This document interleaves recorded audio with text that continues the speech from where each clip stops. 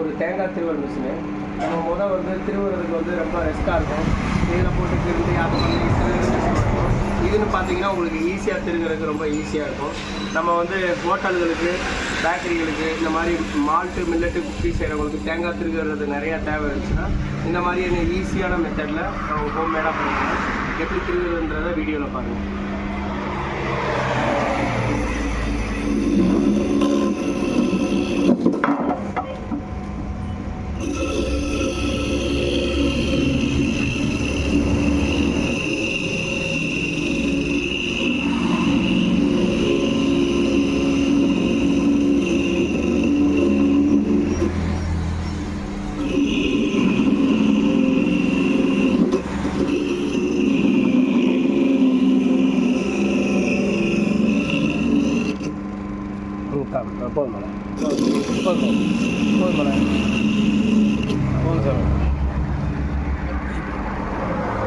இந்த மாதிரி நைஸாக தெரியும்.